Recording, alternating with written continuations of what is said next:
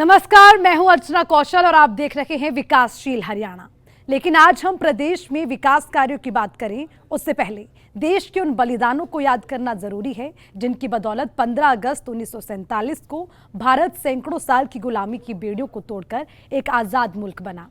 आज जब हम अपनी आजादी की 77वीं वर्षगांठ मना रहे हैं, देश का बच्चा बच्चा दिल में राष्ट्र प्रेम और हाथों में तिरंगा लेकर आजादी के गीत गा रहा है।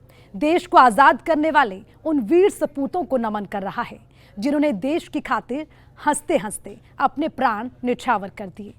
उन माँ, उन बहनों और वीरांगनाओं की हिम्मत को सैल्यूट कर रहा है जिन्होंने अपने बेटे, भाई और पति को माँ भारती की रक्षा में लगा दिया। भारत का इतिहास ऐसे सैकड़ों हजारों वीरों की खून से लिखी गई है जो हर भारतीय को राष्ट्र सर्वप्रथम की सीख देता है। आजादी के इन 77 सालों में भारत ने कई उतार चढ़ाव देखे, कई विपरीत चुनौतियों का सामना किया। गरीबी, भूखमरी के बावजूद सीमा पर दुश्मनों से मुकाबला किया। लेकिन आज का भारत काफी आगे निकल चुका है। अब भारत हर क्षेत्र में आत्मनिर्भर हो रहा है। आने वाले समय में तीसरी और सबसे बड़ी इकोनॉमी होने का दम भर रहा है। कभी दूसरों से मदद लेने वाला भारत आज दूसरे मुल्कों की मदद कर रहा है। जमीन से लेकर आसमान तक तिरंगे की धाक बढ़ा रहा है। बड़े से बड़ा मुल्क भारत से दोस्ती का हाथ बढ़ा रहा है। विकासशील हरियाणा में आजाद भारत को लेकर मनोहर सरकार के ऐसे ही सपनों के बारे में जानेंगे।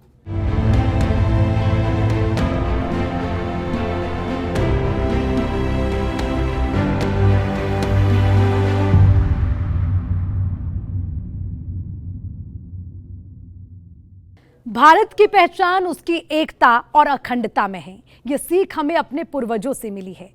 फतेहाबाद पहुंचे मुख्यमंत्री मनोहर लाल ने प्रदेशवासियों को स्वतंत्रता दिवस की बधाई दी। उन्होंने कहा कि हम उन लोगों के बलिदान को कभी नहीं भूल सकते जिन्होंने देश की रक्षा में अपने प्राण न्यौछावर कर दिए। देखिए इसी पर हमारी खास रिपोर्ट। 15 अगस्त के खास मौके पर पूरा देश आजादी के जश्न में डूबा है। हर किसी के दिल में तिरंगे के प्रति सम्मान है। हर कोई उन बलिदानियों को याद कर रहा है जिनकी बदौलत हमारा देश आजाद हुआ था। मुख्यमंत्री मनोहर लाल ने फतेहाबाद में तिरंगे को सलामी दी और देश पर मर मिटने वाले मां भारती के वीर सपूतों को याद किया। मुख्यमंत्री मनोहर लाल ने कहा कि हरियाणा की धरती बलिदानियों की धरती रही है। देश को आजादी दिलाने से लेकर अभी तक जब जब मां भारती पर कोई आंच आती है, हरियाणा के नौजवान दुश्मनों के सामने सीना तान कर खड़े हो जाते हैं। इस खास मौके पर मुख्यमंत्री मनोहर लाल ने अपनी सरकार के कामकाज का भी बखान किया। आजादी प्राप्त करने के बाद 1962 में, 1965 की लड़ाई में, 1971 में भी हरियाणा के जवानों ने अपना कर्तव्य करके दिखाया था। देश की आजादी के लिए अपना जीवन न्यौछावर किया था। आज आजादी पर मरने मिटने वाले ऐसे शहीदों के प्रति श्रद्धांजलि अर्पित करते हुए मैं राष्ट्र कवि रामधारी दिनकर की पंक्तियां आपके सामने प्रस्तुत करता हूं। जो अनगिनत लघु द्वीप हमारे तूफानों में एक किनारे, जल जलाकर बुझ गए किसी दिन, मांगा नहीं स्नेह मुंह खोल, कलम आज उनकी जय बोल, कलम आज उनकी जय बोल। प्रिय प्रदेशवासियों, आजादी का ये पावन पर्व जश्न मनाने जैसा है। निश्चित रूप से हम वर्षों से जश्न मना रहे हैं, लेकिन इसके साथ एक बात भी हमको ध्यान रखनी चाहिए कि आजादी के पूर्व देश का विभाजन हुआ।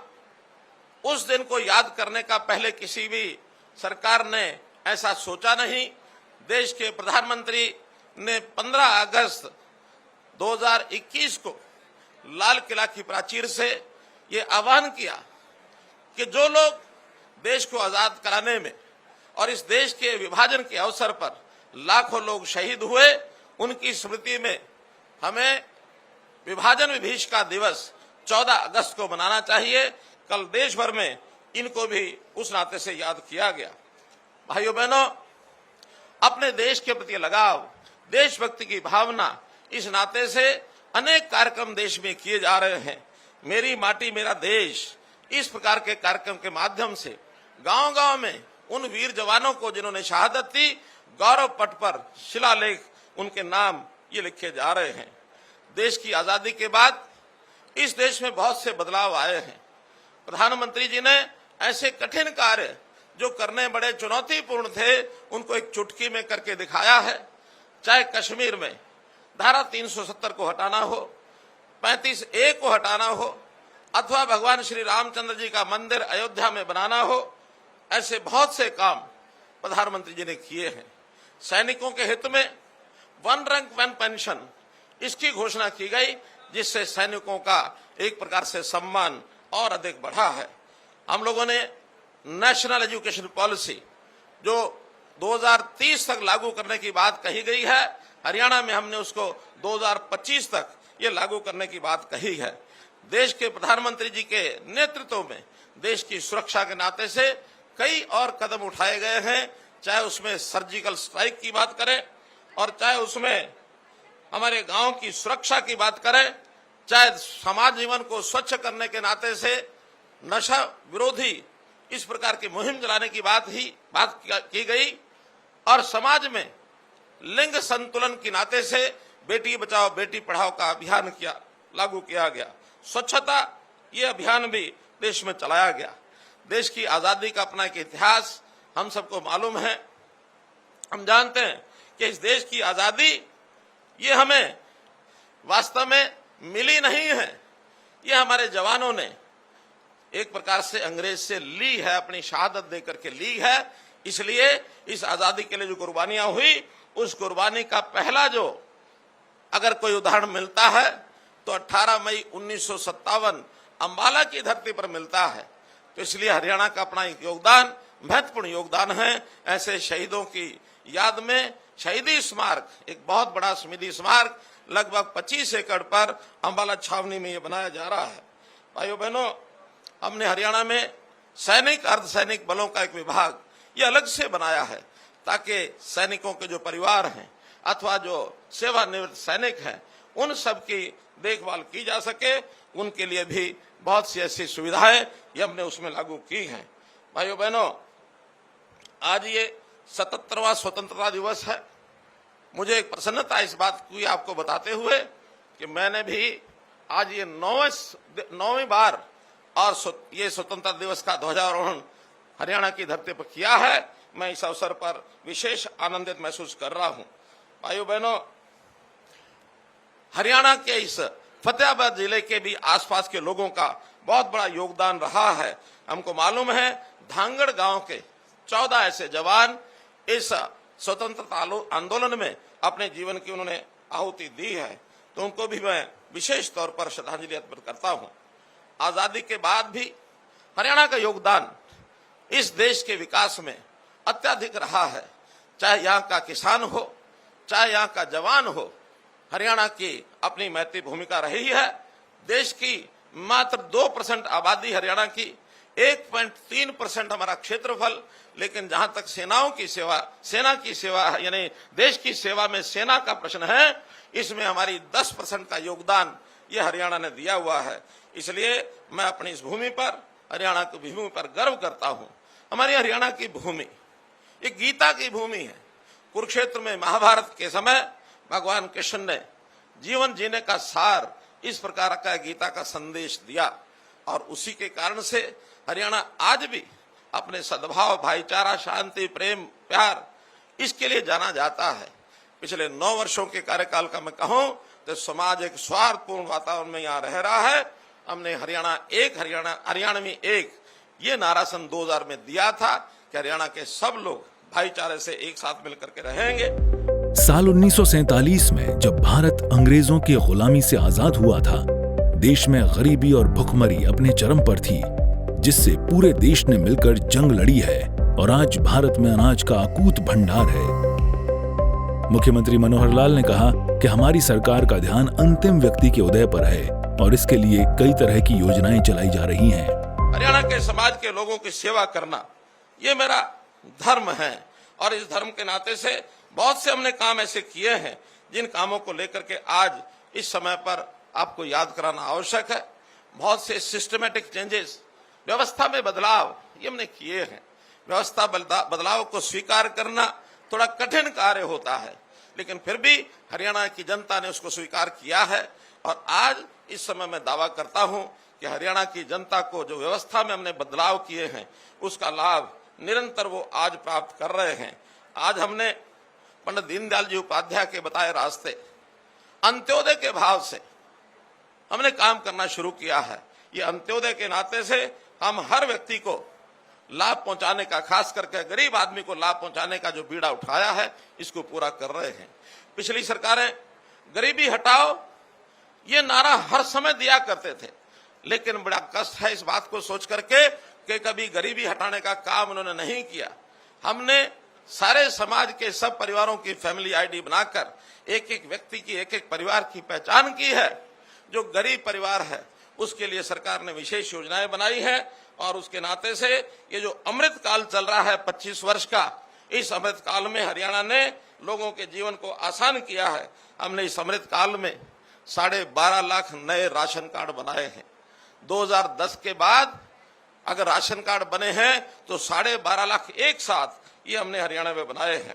इस अमृत काल में हमने घर बैठे लोगों को 60 वर्ष की आयु के होने पर उनको घर बैठे पेंशन मुहैया कराई है। किसी को न दरखास्त देनी पड़ी है, न दस्तावेज देने पड़ते हैं, न दफ्तर जाना पड़ता है, घर बैठे उनको पेंशन मिलती है।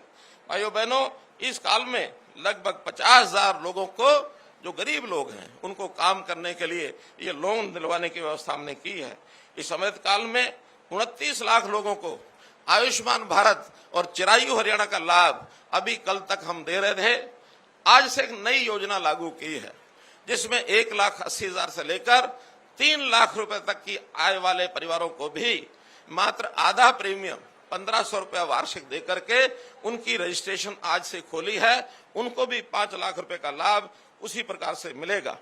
हमने विद्यार्थियों के लिए इस अमृत काल में 5 लाख टेबलेट बांटे हैं और इतने बड़ी संख्या में टेबलेट बांटने वाला हरियाणा एकमात्र पहला राज्य बना है कि विद्यार्थियों को शिक्षा में उनको सुविधा हो। इस प्रकार का हम काम कर रहे हैं। इस अमृत काल में हमने हरियाणा के अंदर इंफ्रास्ट्रक्चर के नाते, विकास के नाते 20,000 करोड़ रुपए के प्रोजेक्ट या तो शिलान्यास किए हैं या हमने उसका उद्घाटन किया है। इंफ्रास्ट्रक्चर में देश के अंदर प्रथम स्थान पाने वाला हरियाणा, इसका कोई भी जिला दूसरे जिले के साथ नेशनल हाईवे के साथ जुड़ा है और बहुत बड़े जो हाईवेज बन रहे हैं उन हाईवेज के आधार पर इस देश की आर्थिक प्रगति, यहाँ उद्योग लगेगा, लोगों को रोजगार मिलेगा। इस आशा के साथ इन्वेस्टर्स बहुत बड़ी संख्या में हरियाणा में आ रहे हैं। वैसे वर्तमान में भी हरियाणा की आर्थिक स्थिति एक अच्छी आर्थिक स्थिति ऐसी मानी जाती है। हमारी अर्थव्यवस्था मजबूत है। हम 2 आंकड़ों डबल डिजिट में हमारी आर्थिक व्यवस्था की जो बढ़ोतरी हो रही है हर वर्ष, ये देश की अर्थव्यवस्था जो बढ़ रही है उससे कहीं ज्यादा है। हमारे यहाँ पर कैपिटा इनकम जो 2014 में 1,38,000 थी, अभी इस समय 2023 में ये बढ़ करके 2,97,000 रुपए प्रति वर्ष ये मित्रों हो गई है। हमने इसी प्रकार से जो जनता के साथ बदलाव करने के लिए और जनता के साथ सीधा संपर्क लाने के लिए जितने पोर्टल बनाए हैं, उन पोर्टल की आलोचना बहुत हो रही है, लेकिन भाइयों बहनों, ये पोर्टल ही हैं जिसके माध्यम से किसान फसल बेचने के बाद पैसा सीधा उसके अकाउंट में जाता है। 50,000 करोड़ रुपया और हमने उनके अकाउंट में भेजा है।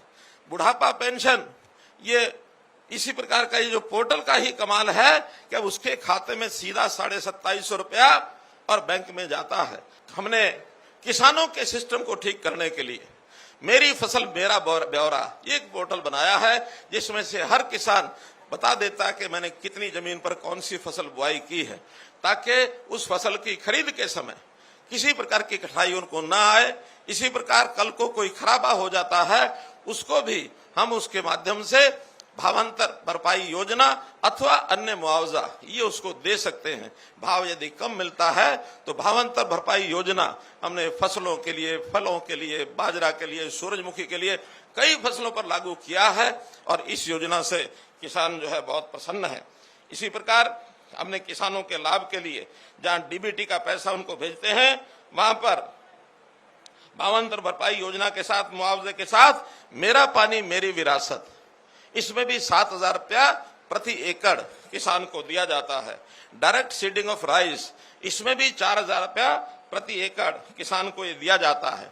किसान यदि फर्द मांग की इच्छा करता है, उसको फर्द की आवश्यकता होती है, एक क्लिक में सीएससी पर जाकर और अपनी उस फर्ज जो है वो ले सकता है, जिसको लेने के लिए उसको महीने ये लगते थे।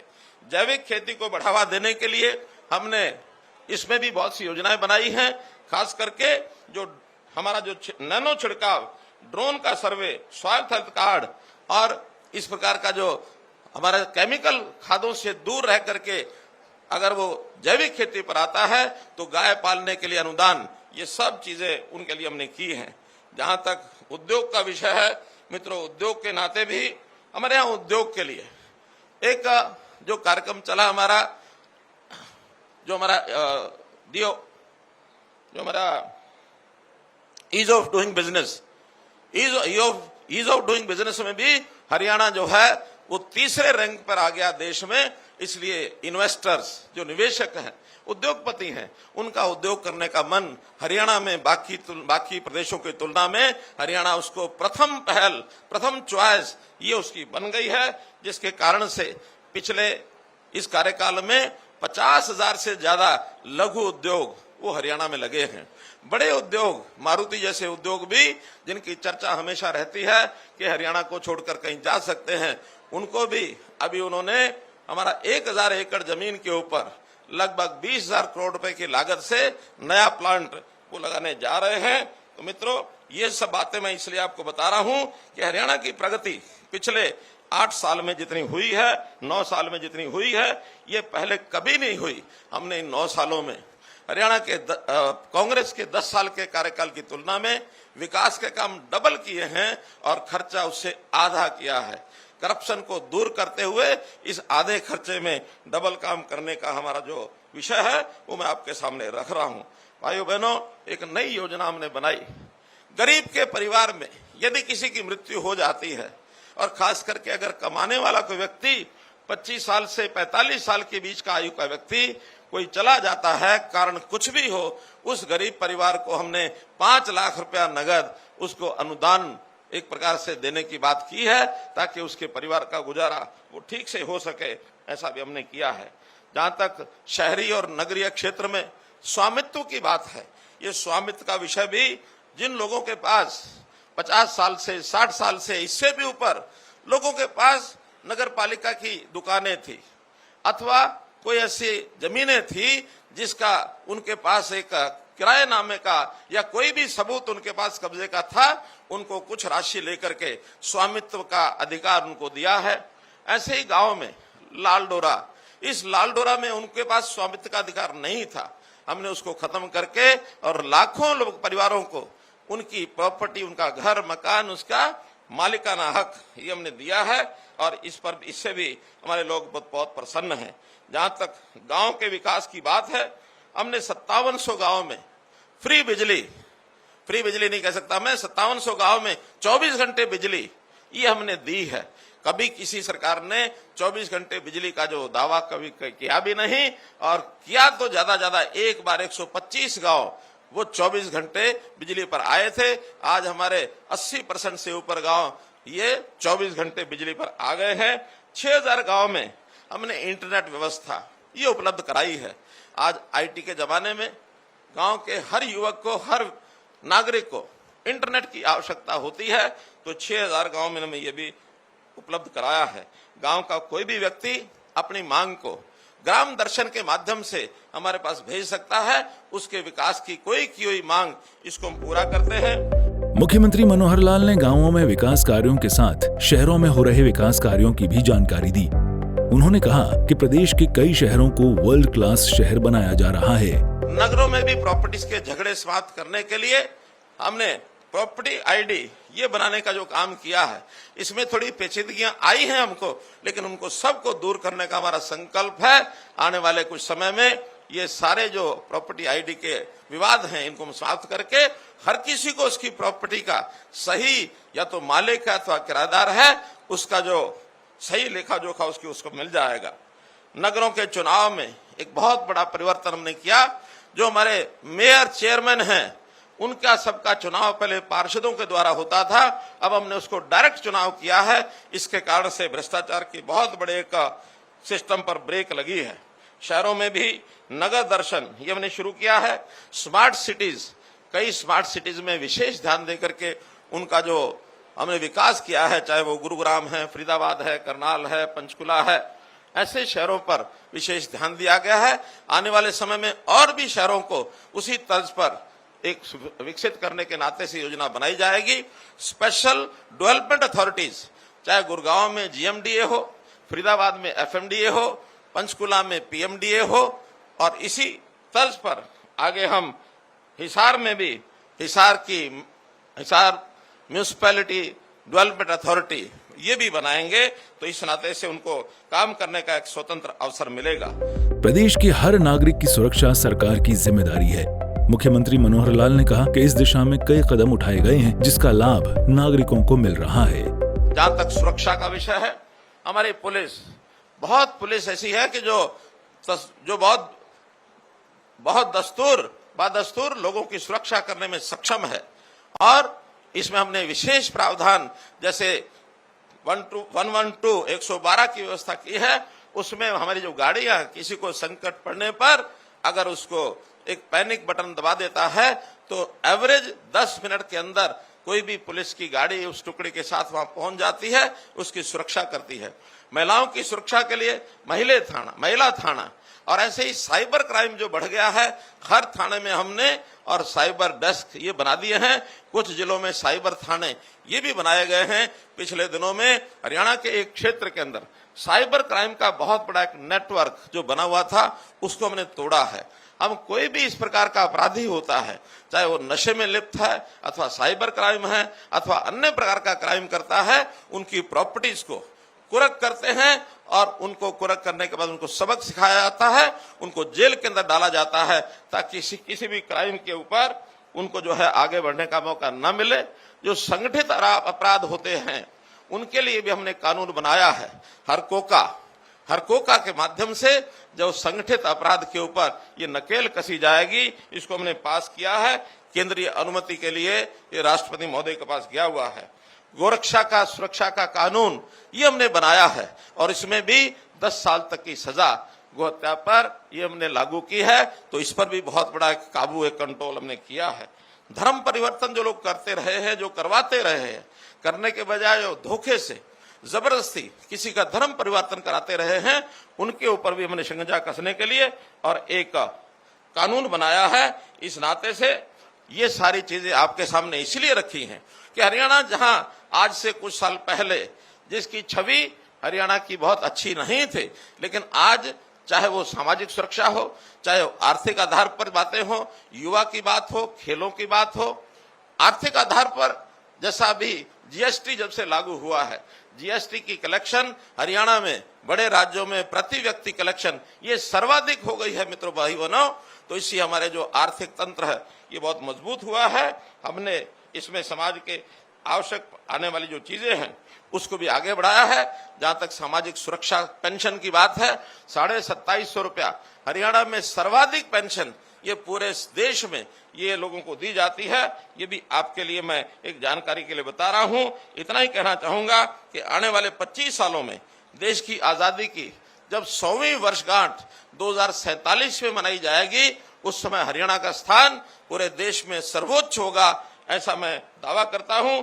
आज इस अवसर पर पुनः स्वतंत्रता इस दिवस पर आप सब लोगों को, जो हमारे सेनानी और पूर्व सेनानी, उनके जो परिवारजन यहाँ आए हैं, यहाँ जो बच्चे स्कूलों के बैठे हैं, अन्यथा जो उपस्थित लोग यहाँ हैं, उनको बहुत बहुत बधाई, बहुत बहुत शुभकामना देता हूँ। मुख्यमंत्री मनोहर लाल पूरे प्रदेश को अपना परिवार मानते हैं और इसकी एक वानगी फिर से देखने को मिली है। हरियाणा के इतिहास में ऐसा दूसरी बार हुआ है जब प्रदेश का कोई सीएम फतेहाबाद में झंडा फहराने पहुंचा। इस मौके पर मुख्यमंत्री मनोहर लाल ने प्रदेशवासियों को भरोसा दिलाया कि सरकार हर वो संभव प्रयास कर रही है जो भारत मां के वीर सपूतों के लिए सच्ची श्रद्धांजलि हो। ब्यूरो रिपोर्ट, सूर्य समाचार। देश की उन्नति, तरक्की और प्रगति को लेकर उन हजारों आंखों ने कभी सपने देखे थे, जिसे आज भारत मिलकर साकार करने में जुटा है। विकासशील हरियाणा में आज इतना ही। मुझे दीजिए इजाजत। आप सभी को स्वतंत्रता दिवस की ढेर सारी शुभकामनाएं। नमस्कार।